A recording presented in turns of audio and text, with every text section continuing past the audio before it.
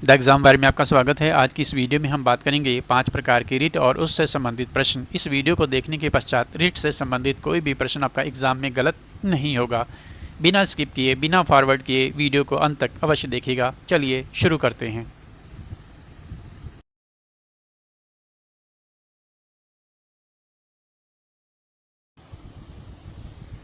सबसे पहले हम बात करेंगे रिट अधिकारिता।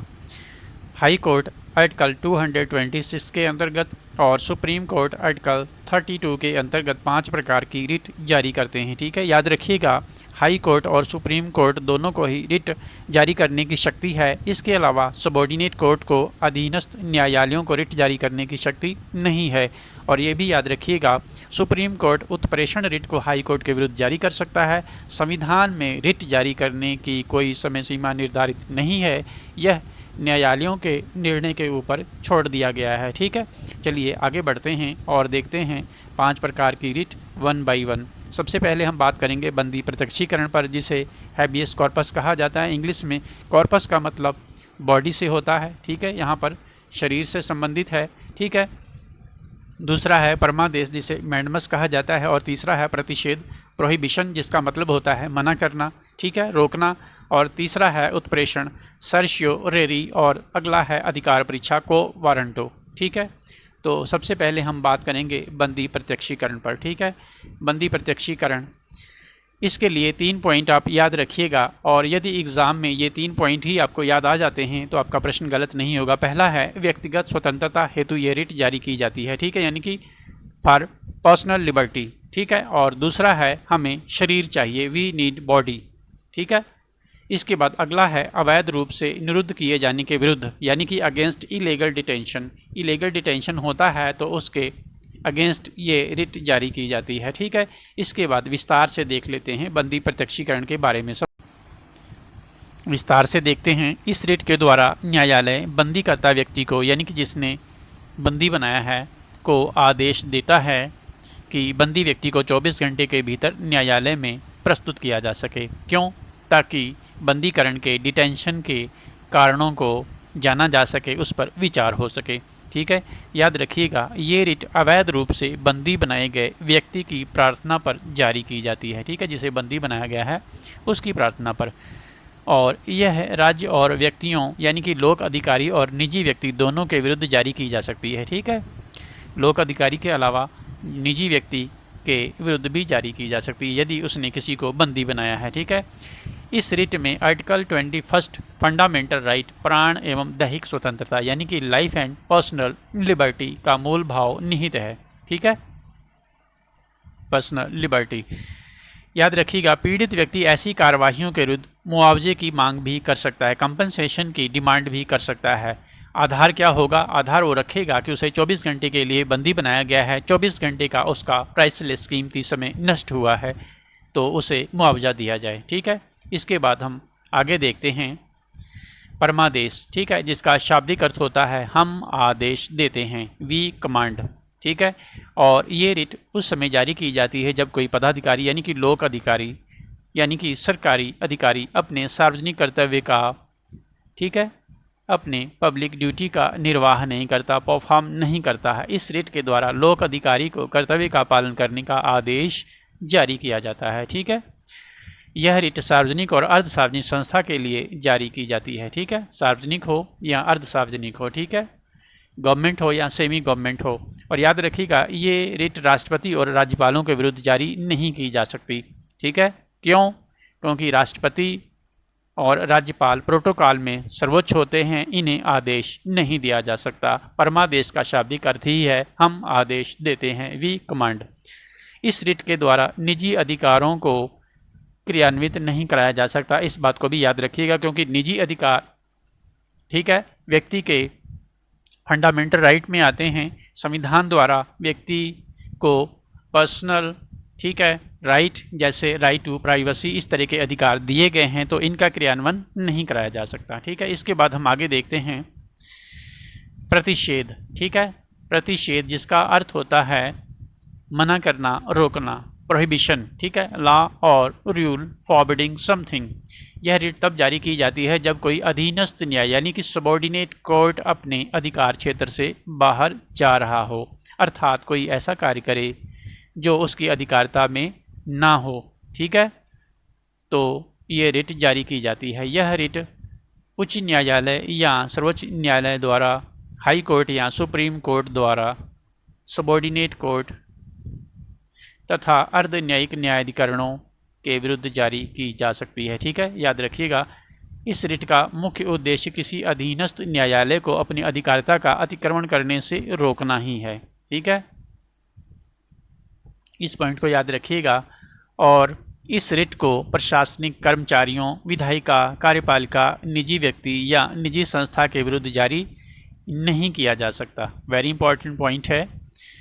मुख्य पॉइंट आपको यही रखना है याद कि मुख्य उद्देश्य इसका क्या है, सबॉर्डिनेट कोर्ट को उसकी अधिकारिता का अतिक्रमण करने से रोकना है। वो अपनी अधिकारिता में ही रह करके कार्य करे, उसका अतिक्रमण ना करे, ठीक है। इसके बाद हम आगे देखते हैं उत्प्रेषण। इसके बाद हम देखते हैं उत्प्रेषण, ठीक है, सर्श्योररी या सर्श्योरेरी, ठीक है। उत्प्रेषण, इसका मतलब है निर्णय समाप्ति के उद्देश्य से इस रिट को जारी किया जाता है, ठीक है। निर्णय समाप्ति, ठीक है। यह रिट निर्णय समाप्ति के उद्देश्य से जारी की जाती है। यह रिट वरिष्ठ न्यायालय द्वारा जारी की जाती है, यानी कि सीनियर कोर्ट्स द्वारा, ठीक है, सीनियर कोर्ट्स द्वारा। मान लीजिए सुप्रीम कोर्ट सीनियर कोर्ट है और हाई कोर्ट जो है सबॉर्डिनेट है सुप्रीम कोर्ट का, तो ऐसे में उत्प्रेषण writ Supreme Court High Court के विरुद्ध जारी कर सकता है। इस पॉइंट को याद रखिएगा, ठीक है। तो यह रिट वरिष्ठ न्यायालय द्वारा कब जारी की जाती है, जब कोई अधीनस्थ न्यायालय अपनी अधिकारिता का उल्लंघन कर रहा हो। मान लीजिए हाई कोर्ट अपनी अधिकारिता का उल्लंघन कर रहा है तो सुप्रीम कोर्ट इस रिट को जारी करेगा हाई कोर्ट के अगेंस्ट, ठीक है। इस रिट के द्वारा वरिष्ठ न्यायालय यानी कि सीनियर कोर्ट सबॉर्डिनेट कोर्ट्स या ट्रिब्यूनल को निर्देश देते हैं कि उनके पास लंबित मुकदमों को न्याय निर्णय हेतु वरिष्ठ न्यायालय को भेजें, ठीक है। यहाँ पर जो इम्पॉर्टेंट पॉइंट है याद रखिएगा, प्रतिषेध रिट ऊपर आप देख चुके हैं। प्रतिषेध रिट उस समय जारी की जाती है जब कार्रवाई चल रही हो, जबकि उत्प्रेषण रिट कार्य समाप्त होने के निर्णय समाप्ति के लिए जारी की जाती है। ये अंतर आप अवश्य याद रखिएगा। इसके बाद हम आगे देखते हैं अधिकार परीक्षा यानी कि को वारंटो, ठीक है। 3 महत्वपूर्ण पॉइंट यहाँ पर भी याद रखिएगा। यदि एग्जाम में आपको ये 3 पॉइंट याद रह जाते हैं तो आपका प्रश्न गलत नहीं होगा। पहला है लोक पद पर अवैध कब्जाधारी के विरुद्ध, ठीक है। पब्लिक पोस्ट है उस पर अवैध कब्जाधारी है तो उसके विरुद्ध ये रिट जारी की जाएगी। दूसरा है आपका क्या अधिकार है, व्हाट इज़ योर राइट, ठीक है। अधिकार परीक्षा के माध्यम से पूछा जाता है। इसके अलावा लोक पद की त्रुटिपूर्ण धारणा, ठीक है, के विरुद्ध जारी की जाती है। तीनों बातें एक ही हैं, अलग अलग नहीं हैं, ठीक है, लेकिन प्रश्न कई तरह से पूछा जाता है तो ये 3 पॉइंट आप अवश्य याद रखिएगा, ठीक है। चलिए विस्तार से देखते हैं। यह रिट किसी ऐसे व्यक्ति के विरुद्ध जारी की जाती है जो किसी सार्वजनिक पद पर अवैध रूप से कार्य कर रहा हो, ठीक है। इस रिट के माध्यम से पूछा जाता है कि वह किस अधिकार से पद ग्रहण किया हुआ है, ठीक है, और यदि अवैध रूप से पद धारण किए हुए है तो कोर्ट उसे पद मुक्त कर देता है, ठीक है। बस ये 3 महत्वपूर्ण पॉइंट हैं, इसे याद रखिएगा, ठीक है। इसके बाद हम आगे देखते हैं प्रश्न।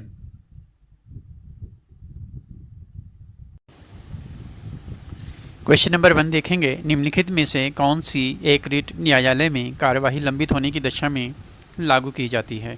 परमादेश, उत्प्रेषण, प्रतिषेध या अधिकार परीक्षा। तो करेक्ट आंसर आपका हो जाएगा प्रतिषेध यानी कि प्रोहिबिशन।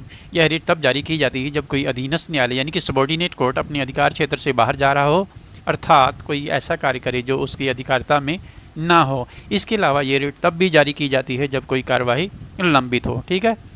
इसके बाद क्वेश्चन नंबर 2 देखेंगे, जब सुप्रीम कोर्ट या सर्वोच्च न्यायालय किसी व्यक्ति अथवा संस्था को उसके दायित्व के निर्वाह हेतु रिट जारी करता है तो उसे क्या कहते हैं। करेक्ट आंसर हो जाएगा आपका परमादेश, ठीक है, मैंडमस। परमादेश आप जानते ही हैं ये रिट तब जारी की जाती है जब कोई पदाधिकारी यानी कि लोक अधिकारी जो सरकारी है अपने सार्वजनिक कर्तव्य का निर्वाह नहीं करता। ठीक है, इसके बाद क्वेश्चन नंबर 3 देखेंगे, व्यक्तिगत स्वतंत्रता के अधिकार के लिए निम्नलिखित में से कौन सी रिट दायर की जा सकती है। तो व्यक्तिगत स्वतंत्रता के लिए आप जानते हैं हैबियस कॉर्पस, ठीक है, जारी की जा सकती है। ठीक है, यानी कि बंदी प्रत्यक्षीकरण।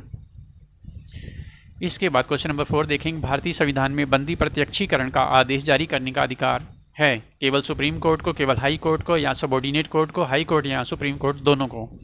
तो बंदी प्रत्यक्षीकरण रिट जारी करने का अधिकार हाई कोर्ट और सुप्रीम कोर्ट दोनों को है। 5 प्रकार की रिट जारी करने का अधिकार हाई कोर्ट और सुप्रीम कोर्ट दोनों को है, केवल और केवल सबॉर्डिनेट कोर्ट्स को नहीं है। ठीक है, इसके बाद क्वेश्चन नंबर 5 देखेंगे, निम्नलिखित में से किस रिट के अधीन किसी व्यक्ति को ऐसे काम करने से रोका जा सकता है जिसके लिए वह विधि के अनुसार सक्षम नहीं है। ठीक है, तो करेक्ट आंसर हो जाएगा आपका अधिकार परीक्षा, व्हाट इज़ योर राइट। ठीक है, अधिकार परीक्षा, व्हाट इज़ योर राइट, या लोकपद अपद अवैध कब्जाधारी या लोकपद की त्रुटिपूर्ण धारणा के विरुद्ध ये रिट जारी की जाती है। ठीक है, इसके बाद है प्रतिषेध का अर्थ। प्रतिषेध का अर्थ है न्यायालयों को अपनी अधिकारिता की सीमा में रहने के लिए बाध्य किया जाए, या कुछ और करने का समादेश है, या प्रतिषेध न्यायिक अधिकारियों के विरुद्ध उपलब्ध है, या उपयुक्त सभी। तो प्रतिषेध का अर्थ है न्यायालयों को अपनी अधिकारिता की सीमा में रहने के लिए बाध्य किया जाए, बिल्कुल नहीं, या कुछ और करने का समादेश है, या प्रतिषेध न्यायिक अधिकारियों के विरुद्ध उपलब्ध है। तो करेक्ट आंसर आपका हो जाएगा न्यायालयों को अपनी अधिकारिता की सीमा में रहने के लिए बाध्य किया जाए। ठीक है, क्वेश्चन नंबर 7 है, अधिकार परीक्षा की याचिका संबंधित है। अधिकार परीक्षा यानी कि को वारंटो, ये याचिका किससे संबंधित है? करेक्ट आंसर आपका हो जाएगा सी, किसी भी लोक पद पर अवैध कब्जाधारी। ठीक है, अभी आपको बताया था, तो आपका आंसर हो जाएगा सी। ठीक है, क्वेश्चन नंबर 8 देखिए, इनमें से कौन सी याचिका अपनी अधिकारिता को जानने का शाब्दिक अर्थ रखती है? अपनी अधिकारिता को जानने का शाब्दिक अर्थ, तो करेक्ट आंसर हो जाएगा अधिकार परीक्षा। ठीक है, अधिकारिता, व्हाट इज़ योर राइट। ठीक है, क्वेश्चन नंबर 9, अवैध कैद के लिए, ठीक है, इलीगल डिटेंशन, इसके लिए कौन सी रिट जारी की जाती है? तो बंदी प्रत्यक्षीकरण हो जाएगा, वेरी इजी है।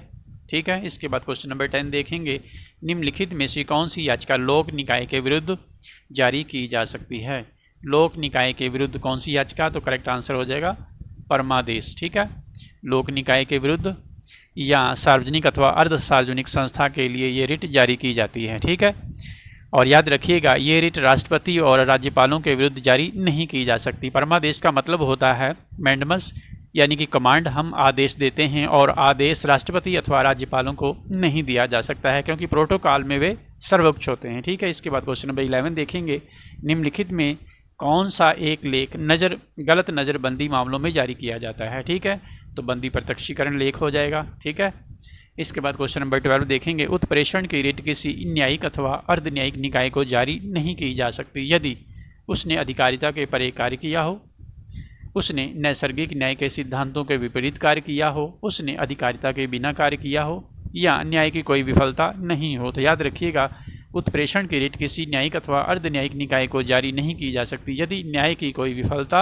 नहीं हुई हो। ठीक है, क्वेश्चन नंबर 13 देखेंगे, एक लोक पद की त्रुटिपूर्ण धारणा किस रिट के द्वारा ठीक की जा सकती है? तो ऊपर आपको बता चुके हैं त्रुटिपूर्ण धारणा। ठीक है, तो त्रुटिपूर्ण धारणा किस रिट से हम ठीक करेंगे? अधिकार परीक्षा से। ठीक है, इसके बाद क्वेश्चन नंबर 14 है, निम्नलिखित में से किस रिट में नैसर्गिक न्याय की ओर ध्यान नहीं दिया जाता? तो नैसर्गिक न्याय की ओर ध्यान परमादेश मैंडमस रिट में नहीं दिया जाता है। इसके बाद क्वेश्चन नंबर 15 देखेंगे, उच्च न्यायालय की परमादेश जारी करने की शक्ति के अंतर्गत आते हैं। ठीक है, उच्च न्यायालय की हाई कोर्ट की परमादेश जारी करने की शक्ति के अंतर्गत संवैधानिक अधिकार, सांविधिक अधिकार, मौलिक अधिकार या उपयुक्त सभी। तो हाई कोर्ट की परमादेश जारी करने की शक्ति के अंतर्गत उपयुक्त सभी अधिकार आते हैं, याद रखिएगा। ठीक है, और याद रखिएगा सुप्रीम कोर्ट को आर्टिकल 32 के उपबंधों के अंतर्गत परमादेश जारी करने का अधिकार केवल मौलिक अधिकार के क्षेत्र में है। ठीक है, जबकि हाई कोर्ट को तीनों क्षेत्र में है। ठीक है, इस तरह से आप जानते हैं हाई कोर्ट की जो रिट अधिकारिता है वो सुप्रीम कोर्ट की तुलना में अधिक है। ठीक है, इस बात को याद रखिएगा। और साथ ही साथ आप वेरी इंपॉर्टेंट एक पॉइंट ये भी याद रखिएगा, सुप्रीम कोर्ट उत्प्रेषण रिट को हाई कोर्ट के विरुद्ध जारी कर सकता है। ठीक है, और सुप्रीम कोर्ट आर्टिकल 32 और हाई कोर्ट आर्टिकल 226 के अंतर्गत 5 प्रकार की रिट जारी करते हैं। ठीक है, ये भी याद रखिएगा, संविधान में रिट जारी करने की कोई समय सीमा निर्धारित नहीं है, यह न्यायालय के निर्णयों के ऊपर छोड़ दिया गया है। ठीक है, तो ये थे 5 प्रकार की रिट और उससे संबंधित प्रश्न, और ऊपर आप वेरी इंपॉर्टेंट पॉइंट्स देख चुके हैं। ठीक है, इससे संबंधित कोई भी प्रश्न यदि आपके एग्ज़ाम में आता है तो 100% आप उसे कर पाएंगे। फिर भी कोई डाउट है, कोई क्वेरी है तो आप कमेंट करिएगा, वीडियो को लाइक कर दीजिएगा। चैनल पर पहली बार आए हैं तो चैनल को सब्सक्राइब भी करके बेल आइकन को प्रेस कर लीजिएगा। वीडियो को देखने के लिए आपका बहुत बहुत धन्यवाद। आपका दिन शुभ हो।